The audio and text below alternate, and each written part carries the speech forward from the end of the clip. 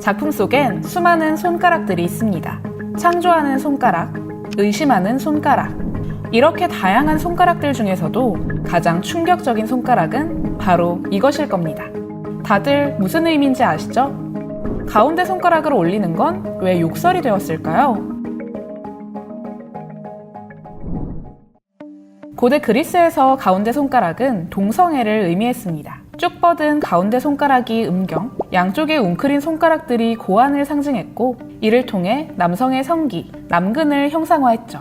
이와 관련해 가장 유명한 일화는 그리스 철학자 디오게네스의 이야기인데요. 누군가 디오게네스에게 데모스테네스라는 사람이 어디에 있는지를 묻자 디오게네스는 가운데 손가락을 쭉 펴서 데모스테네스가 있는 곳을 가리켰다고 합니다. 데모스테네스의 위치뿐 아니라 성적 취향까지 암시한 것이었죠. 물론 여기에 엄청난 모욕의 의미는 없었습니다. 그리스인들은 동성애를 인간의 자연스러운 행위 중 하나로 받아들이고 있었기 때문입니다. 그냥 알고는 있어 정도의 의미였죠. 가운데 손가락이 모욕의 의미를 갖게 된 건 고대 로마 시대부터였던 걸로 추정되는데요.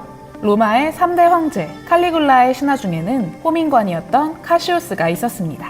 그는 동성애자였는데요. 칼리굴라는 카시우스가 예법에 따라 그의 손에 입맞춤을 하려고 할 때마다 가운데 손가락을 쭉 펴보이며 그를 조롱했다고 합니다. 이걸 궁궐의 다른 사람들도 따라하면서요. 가운데 손가락을 쭉 펴보이는 건 점점 성적인 모욕의 의미를 갖게 되었습니다. 또 다른 요인도 있었는데요. 바로 사악한 눈에 대한 믿음이었습니다. 당시 일부 로마인들은 사악한 눈이라는 게 있다고 믿었고, 그게 사람들에게 재앙을 가져온다고 생각했습니다. 때문에 남근을 형상화한 장식품을 만들거나 돌에 남근을 조각해 사악한 눈을 쫓아내려고 했죠. 아니면 그냥 간단하게 표현할 수도 있었습니다. 이렇게요. 그로부터 1000년 뒤 가운데 손가락을 다시 한번 소환한 사건이 일어납니다. 15세기 영국과 프랑스 사이에 일어난 100년 전쟁인데요. 당시 영국군의 주력은 궁수였습니다. 영국군 궁수가 쏜 화살은 중무장한 기사의 갑옷도 뚫을 정도로 강력했죠. 때문에 전쟁 초기 영국이 프랑스를 압도했던 데는 궁수의 역할이 꽤 컸습니다. 그래서 당시 프랑스군은 영국군 궁수를 포로로 잡게 되면 다시는 화살을 못 쏘도록 손가락을 잘랐다고 합니다. 영국군 병사들은 프랑스군의 만행에 치를 떨었습니다. 그래서 전투에서 크게 승리하게 되면 손등을 바깥으로 한 채 검지와 중지를 V자로 그려 상대방을 조롱하곤 했죠. 그건 내 손가락이 잘리지 않았다, 즉 승리했다는 의미였습니다.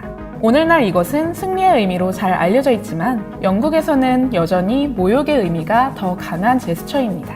그리고 이 V에서 검지를 내리면 우리가 잘 아는 그 모양이 되는데요. 역시 내 손가락이 잘리지 않았다는 의미였고 제스처와 함께 이렇게 외치기도 했다고 전합니다. 우리는 여전히 활 시위를 당길 수 있다네. 여기서 주목나무로 만든 활을 당긴다는 뜻의 플럭 U가 시간이 흐르면서 Q로 변했다는 이야기도 있습니다.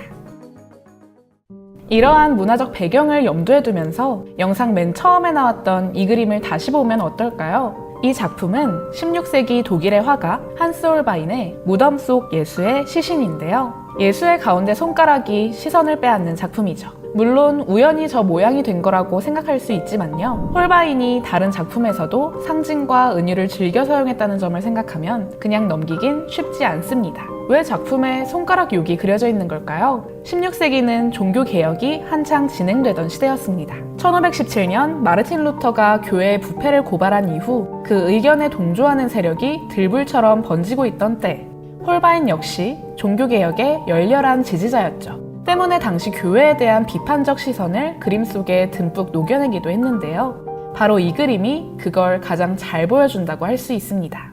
죽는 순간의 고통을 그대로 드러낸 얼굴, 앙상한 갈비뼈와 피로 물든 상처, 발등의 상처는 벌써 검은색으로 변해 있죠. 이전의 그림들이 예수를 아름답게 그리기만 했다면 홀바인은 예수의 죽음 하나만을 파고들었고 섬뜩할 정도로 사실적으로 묘사해냈던 겁니다.